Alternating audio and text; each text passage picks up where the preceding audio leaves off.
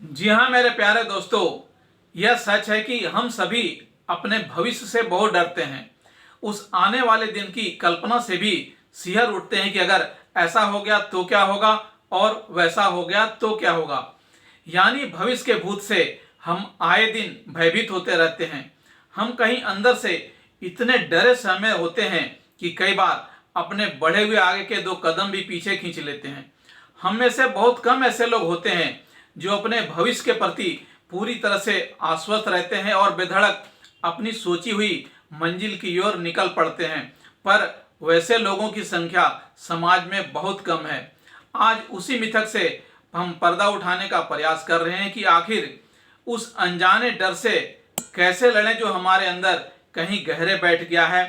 वो कहते हैं ना कि डर सबको लगता है और प्यास भी सबको लगती है, पर दोस्तों हमें अक्सर भविष्य की काली परछाई शायद इसलिए भी ज्यादा डराती है क्योंकि हम उसके प्रति ज्यादा संवेदनशील हो जाते हैं, जबकि सामने वाला भूत हमें दिखाई नहीं पड़ता। सामने का मतलब उस वर्तमान समय या आसन विपत्ति से है जिसे हम अक्सर नजरअंदाज किए रहते हैं और बिला वजह उस डर के पीछे भागते हैं जो हमारे जीवन में कभी आता ही नहीं, और कभी आ भी जाता है तो हम उससे आसानी से निपट लेते हैं। इसलिए अंग्रेजी की एक पुरानी कहावत पर विश्वास करने का मन करता है कि don't be afraid of future worries since most of the worries never happen in life. यानी भविष्य के प्रति उत्प्रेरित व्यर्थ की चिंता भी हमें खाई जाती है, जबकि हम अक्सर सामने आए कई अवसरों को इसलिए खोते चले जाते हैं जो हमें कभी दोबारा नहीं मिलता। जीवन की खूबसूरती इसके जीने में है, न कि इसकी समस्याओं से भागने में। इस संदर्भ में उड़ीसा के एक छोटे से शहर में रहने वाले मेघन की कहानी निश्चय ही आपकी सोच पर सकारात्मक प्रभाव डालेगी। मेघन की शादी को अभी महज 2 साल ही हुए थे कि सीमेंट की फैक्ट्री में नौकरी करने की वजह से उसे एक गंभीर बीमारी ने अपनी गिरफ्त में जकड़ लिया, जिसका इलाज वहां कर रहे डॉक्टरों के लिए भी मुश्किल साबित हो रहा था। यह 70 की दशक की बात है जब उसका इलाज कर रहे डॉक्टर ने उसे यह कहकर निराश कर दिया कि यह एक लाइलाज बीमारी है। डॉक्टर के इस कथन से मेघन इतना निराश हुआ कि वह उसके क्लिनिक से अपने घर लौटने के बजाय वह सीधे रेलवे स्टेशन पर गया और जो भी उसे पहली ट्रेन मिली उसमें बैठ गया।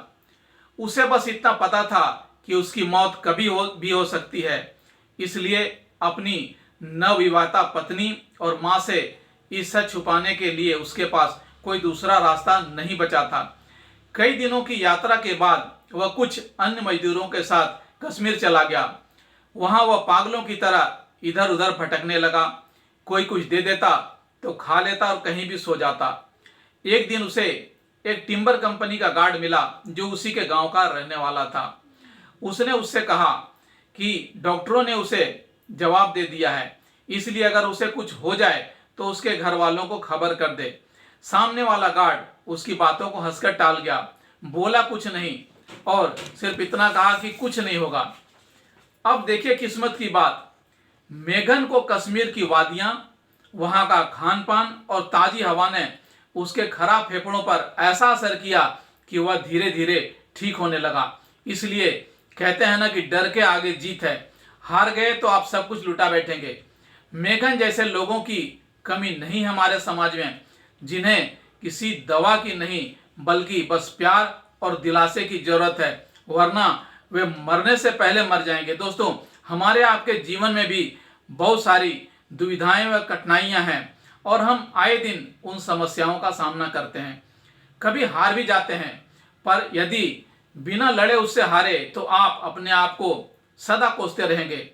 यह अंत में आपसे एक अपना एक्सपीरियंस शेयर करना चाहता हूं कि जब भी जिस चीज से आपको डर लगे तो आप अपने आप से बस एक सवाल पूछिए कि इस समस्या का क्या हल हो सकता है, या इस सिचुएशन का बुरे से बुरा क्या असर होगा। जब इस सवाल का जवाब आपको मिल जाए तो आप खुद ही हल्का महसूस करेंगे। उस कोरी कल्पना के डर से भी आपको छुटकारा मिलेगा और उस समस्या से लड़ने की शक्ति भी। दरअसल हम जब तक अपने अंदर के उस डर से लड़ते नहीं हैं तब तक वह हमें डराती है, और जैसे ही आप अपने मन को उसके प्रति मजबूत करते हैं, वैसे ही वो भाग खड़ा होता है।